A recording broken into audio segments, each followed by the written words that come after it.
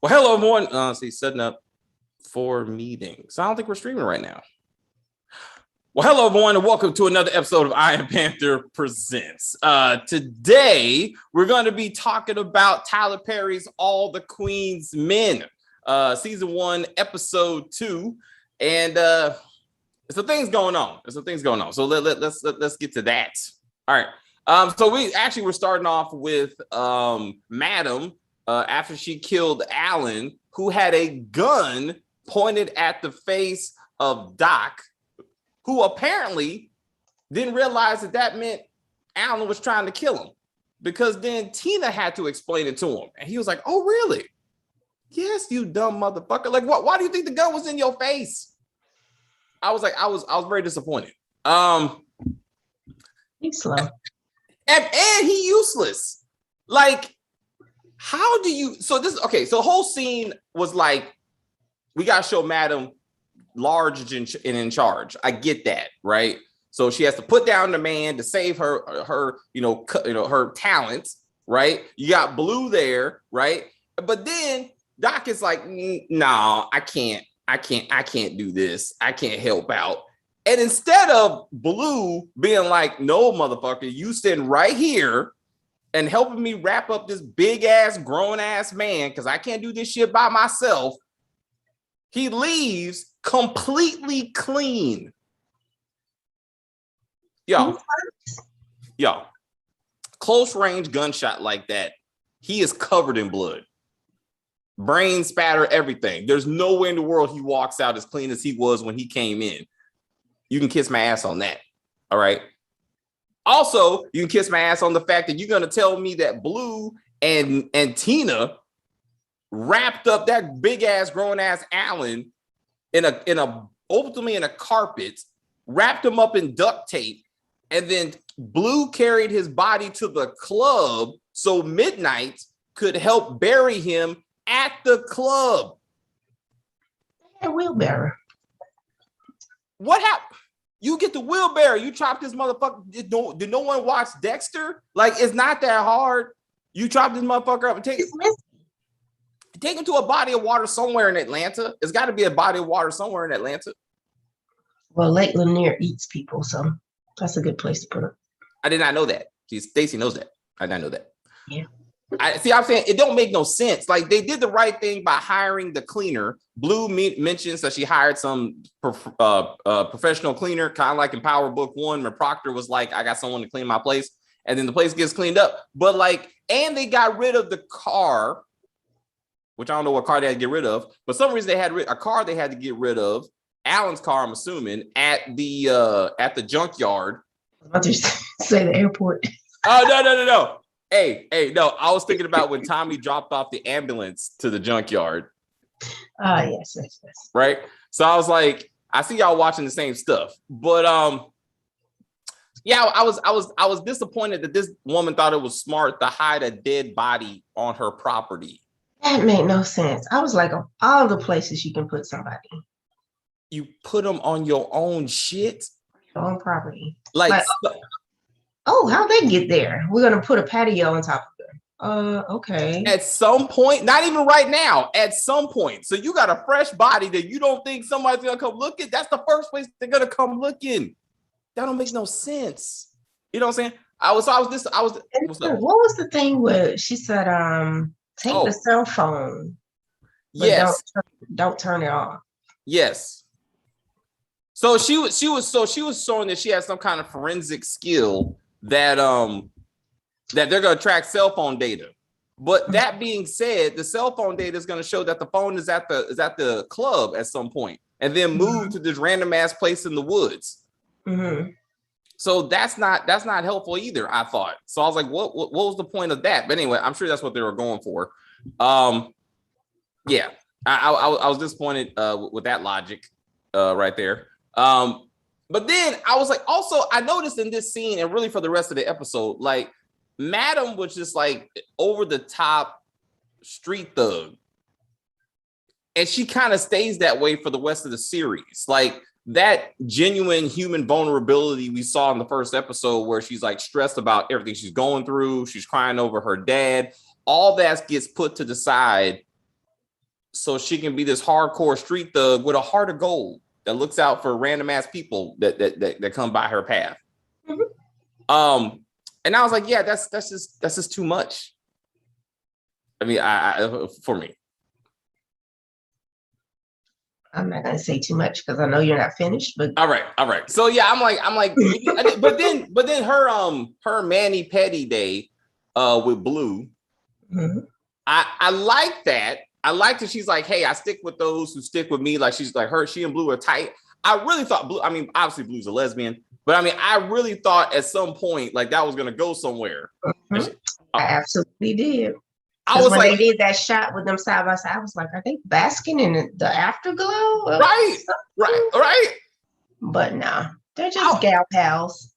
And I was like, and so eventually we're gonna see at least one of her dancers try. But I really thought that was bad. But I laughed so hard when he did. I was like, what is happening right now? And the look on her face, I was just like, nigga. Like she just said, like, I was like, anyway, we'll get to that episode when it comes. But I was like, this is embarrassing for everybody involved. And then with Doc, so at the end of the episode, he's like, madam, I could do anything that you need to stop cleaning up my own damn mess. And also, so her speech about get the fuck out of here, leave the ladies to do what the men can't. I was like, come on, man. Like every time they do these woman-led shows, they do this bullshit. Like it goes too far. I'm like, and then if she wanted to do it, she could have been like, I ain't your mama. Like you clean up your own damn mess. And then that would have led to her being like, no, you're going to learn how to clean up a body today. Oh yeah, this threesome was unnecessary. I'm fine. Let's back up to midnight. At first I was like, is that a dude? The bald-headed chick that was behind him? I was just like, oh, okay, this is going a different direction. But when she looked up, I was like, oh, it's a girl. Oh, it's two girls. And I'm like, are they customers? Is this like his side hustle? Is this his personal threesome? After party. So first episode, he said, right? He told El Fuego. I'm gonna get this right. El Fuego. That he was going to some kind of after party, right? And he said, do you want to go? And El Fuego said, no, right? I got this. So maybe he's at the after party because this is the same night. So maybe that's what it was. But I was like, what happened to you need the cock ring? Like your cock doing like it's doing pretty good. Well, when you're dancing, you want to stay erect. It's not like you're going to just stay hard and just swinging, shaking your butt. But if you're getting sucked off and kissed and rubbed, I'm sure it just stays up by itself. I would hope. You hope. Anyway, what I'm saying is the scene was unnecessary. Like what they should have did was simply Madam picks up the phone as Doc is sitting up there helping Blue clean up his mess. She's like, hey, Midnight, I need you to get here. I need you to get to this address. I got work for you. Click. We don't need to see him getting sucked off. But we need to understand that realistically, like men need to be helping carrying this big ass body, and that would have we don't need to see it, but I would appreciate that better. But I was like, it's a lot of penis in this show already. Like we don't need extra penis, you know. Oh, David. I was like, this is hurting me a little bit, a lot. Then we got we got Amp. He's sitting up with Red trying to look for a job. That's not working out for him. Clearly, Red is suspicious. Always staring at him, watching him sleep and shit. Creepy. It is. It just is. Also, let's get to the gym. So this is what I was talking about. Like, if you working out, if Midnight and El Fuego, and Brown, slash Babyface are working out, all of them should be able to keep their dick up. It's all about circulation. But then we find out that Babyface, once again, is being taken care of by Miss Patty, that nothing is in his name, neither the car he drives or the place he lives. And then apparently Midnight was in the same situation at some point, and this woman messed up his credit. So I was like, that's a problem. But I was like, these men, and then we got El Fuego, who runs into Tony, the white girl, who apparently needs to suck some dick. Really bad. Like she's really like rapey. Yeah. Yeah. Like, lady, he told you no. No means no. He's like, my son kid did great last time. This is why I thought El Fuego may be gay, and I still think so. I think the jury's still out on that. That's because like he was definitely like, I don't want my dick sucked, and I'm like, no straight man says that. Like that's not realistic. Like unless you got somebody else doing it and you don't prefer women doing it, like that's a different story. But a straight man is not going to say no. That's just not. I mean, ask Bill Clinton, right? I mean, certain people you just know. Anyway, my point is, El Fuego may be suspect, and we need to flush this out, okay? But also, why do these black writers always have white girls sucking dick, especially when they name Tony? Tony is a popular blonde name for some reason. With dick in mouth. So if you watch Power Book in other places, if you watch Power Book 3, Raising Canaan, there's also a white girl named Tony who also loves to suck black dick. Think about it. And she likes to cuddle. But black men apparently don't. Me, you bitch. Me, nigga. Damn. Speaking of, well, that just goes to how many people call themselves nigga in this series too. It's a lot. It's a lot going on there. So then, okay, after that, we got Tony. Okay, so let's talk about going to the bar with a dime. So we got Madam heading to the cafe / for lunch. They're going there. Skip some stuff. What? Fuego's getting his dick sucked. So Fuego was doing tech support for Tony. She put a booty on him, but she showed him like the video from the club. Okay. So I was actually going to bring that up when El Fuego gets promoted to social media director, and he's like, "Thank you, madam." First of all, why does the club not have social media anyway? Exactly. How is Madam all this and Dime, who's obviously younger, be like, "Hey, have you heard of this? The internet? Have you heard of social media? The Twitter? Have you heard of fucking the Instagram? St. Patrick, the Twitter? Like where?" But that, yeah, I was actually gonna bring up that because he's like, well, thank you, Madam, for trusting me with your IT support. She's like, you light skinned and got good hair. It's fine. I'm sure you can run this stuff. Anyway. He doesn't need to work on his Latin accent though. Right, that shit was horrible. That shit was real bad. Like, thank you, Poppy. She did better than he did. I was like, this is bad, Tyler. This is real bad. But the bar is important because we introduced to a lot of new characters. All right, so let's talk about her. I know you praised her fashion last time, but I was like, she like the hat. That shit was too much. Yeah, I didn't. Like, I'm not that dude, but when she looked like I felt like Indigenous Americans should have been like protesting at some point to be like, you are embarrassing our culture. Like what the fuck are you wearing? Like, I do feel that. Hashtag cultural appropriation in a bad way. Maybe she's part Indian. She's part Cherokee or something. That's what she got them eyes from. I don't know.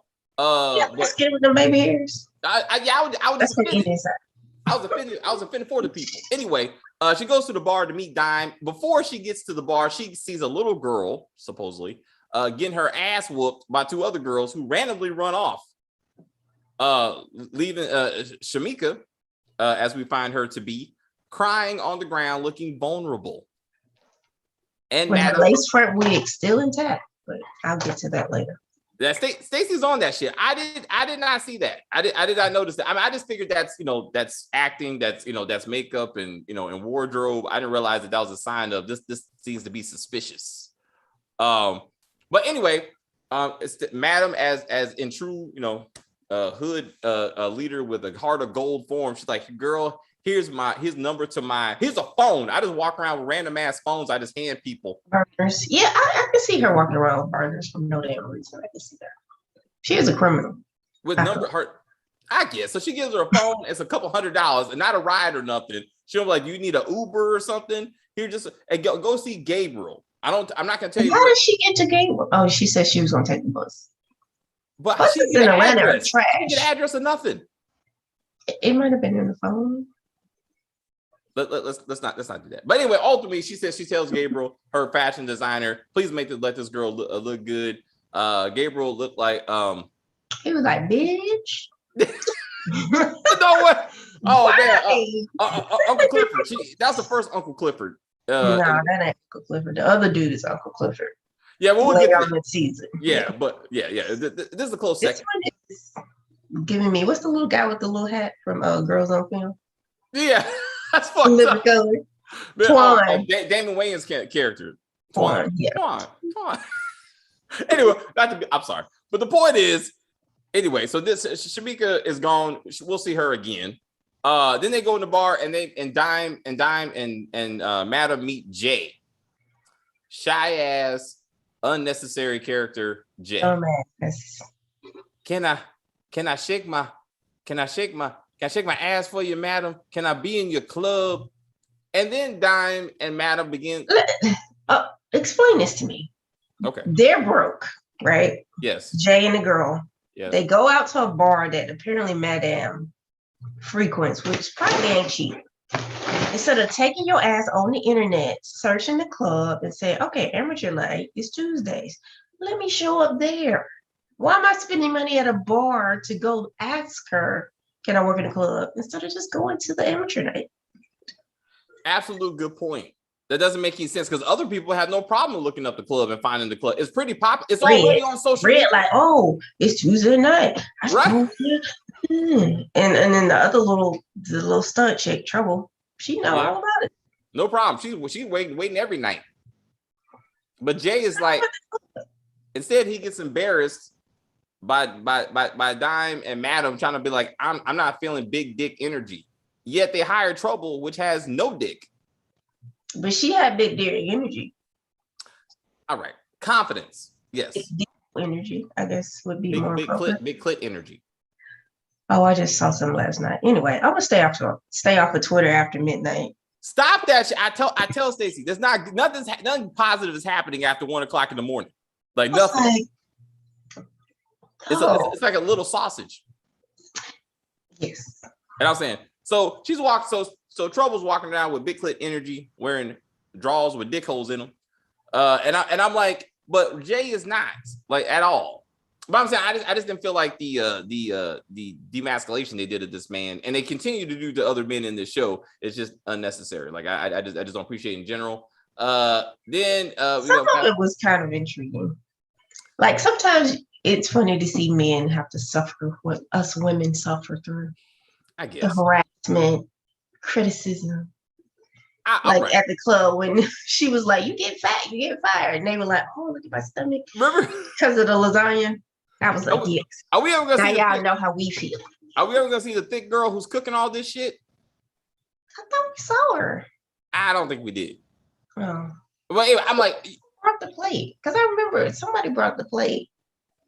Eat the cake. And Madam was like, we got to get in that. But I mean, she should have a much bigger. Whoever she is, she didn't have enough bigger role because we didn't even notice her.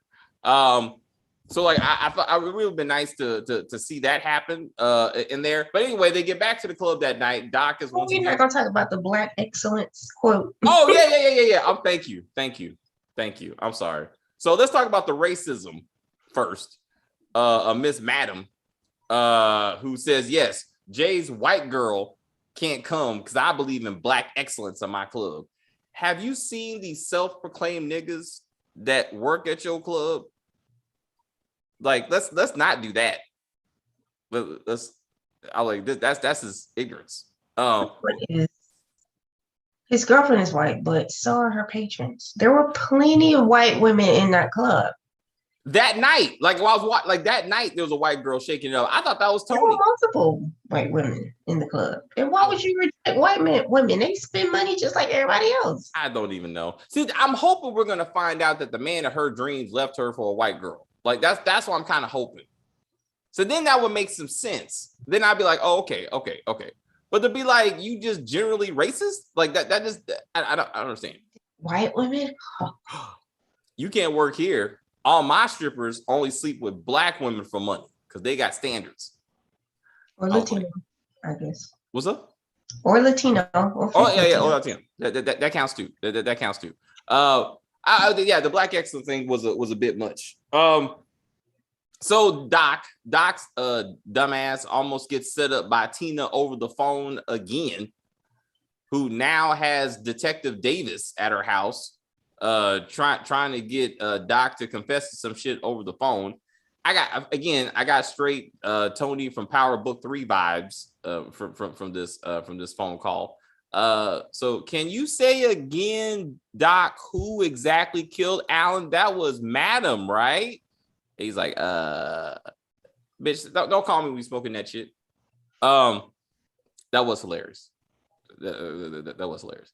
Yeah, but that was I was like, this is silly. And Tina will continue to be a problem until she's dealt with. Yes, she would.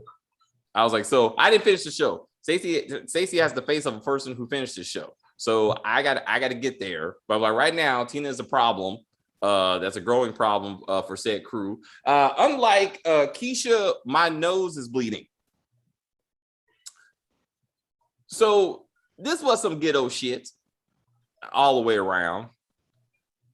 But I gotta give Madam credit because at least she handled her business herself, unlike Raquel Thomas.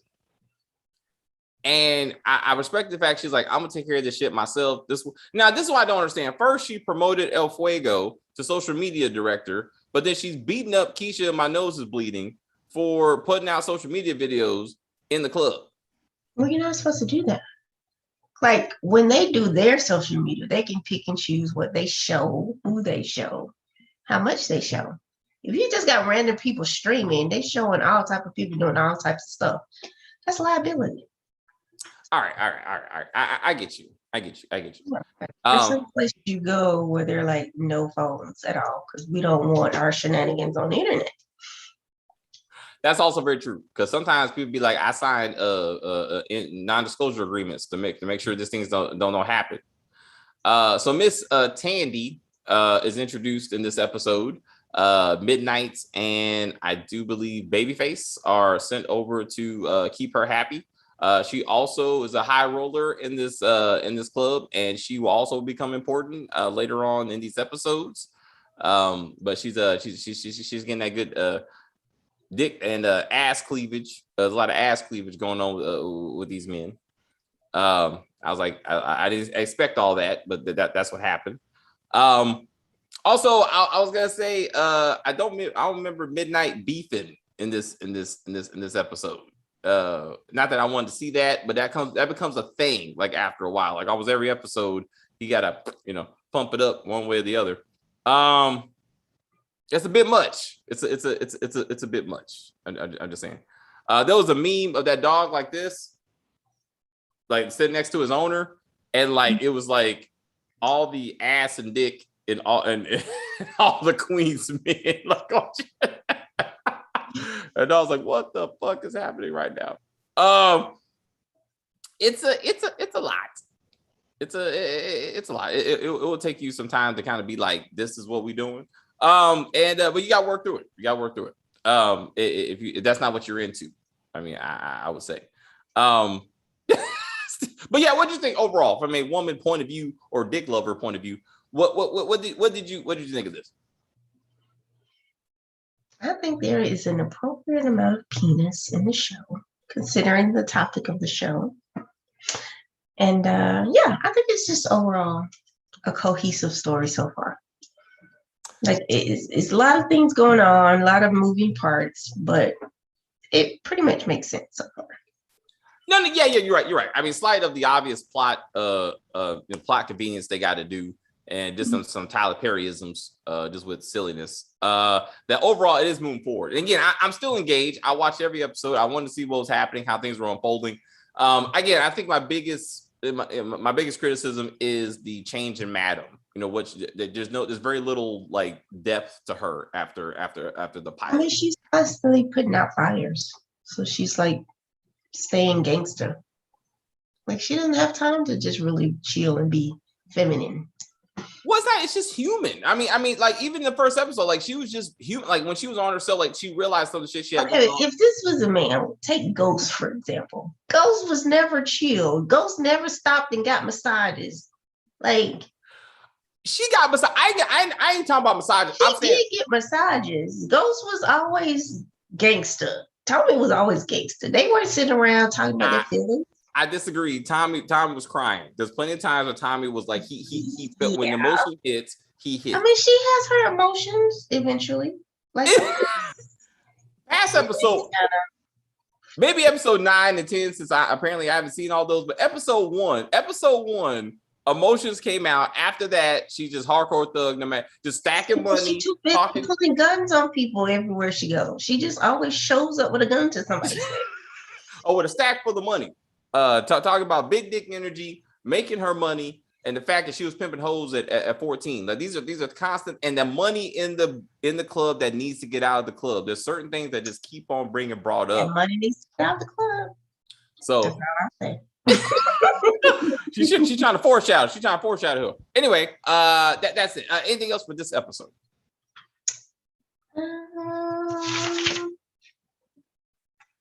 Miss Adams was the food lady. I don't remember what she looked like though. All right. I think we covered everything. All right. So then we're gonna close out this episode. Oh, there was the massage scene where she was like, "I got a surprise for you," when she told Blue. Yeah. Blue's response was, "Where's he at?" And that was confusing because why would Blue be expecting a man? I did not catch that. I thought she said. I thought she handed her a check for one. So I thought that she did give her some money later on, but like when she was sitting there eating, and Madame was like, "I have a surprise for you. It's over there," and she was like, "Oh, where's he at?" And I was like, So maybe she does like it on occasion, on special occasions, after a kill. Maybe she takes. After this, I have a nice mani petty. She wants a little bit of penis. I'm surprised that the masseuses weren't men. You would think she would have had like some of her most elite men doing it.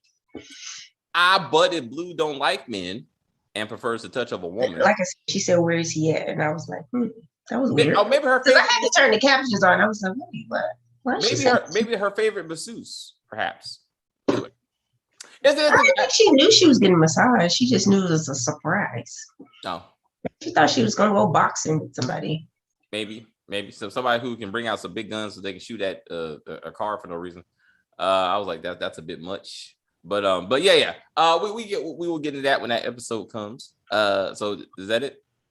I think that is it. All right, everyone. In that case, we will say thank you guys for watching. No one chatted. Perhaps this was too soon. But we will do this again tomorrow. Are you available tomorrow? Yes. So we'll try sometime tomorrow. Pay attention to our channel. That say, please subscribe and click on the notification bell so you know when we're live. Please participate in the chat next time, perhaps. And we will talk about all this show. If you're new to the channel, please subscribe to the channel. You can like on the video, comment on the video, share the video. Do you want us to do more live streams? Do you like the post production stuff? Do we just post a video? Please let us know. YouTube was real big on like live streaming. Like I had to do a whole survey on why I wasn't live streaming. So I was like, I guess I need to start live streaming. So that's why we're doing it right now. But anyway, it's a lot of episodes we got to get through anyway. So hopefully every day you'll see Stacey and I's lovely face. And we're not doing other stuff. So tomorrow's Tuesday. We can do this tomorrow. But then Wednesday, we got to get back to the Oval. So we got to get to that Tyler Perry foolishness. And we'll try to live stream that because that's some wild shit. It's going to be some wild shit. We got to see what's going on with Jason. We got to see what's going on at least. Who's going to die? Is Bobby Bottom and Mad Max gonna execute their mission to try to kill the president? We don't know. We got to see what Tyler Perry is gonna bring to us. In that case,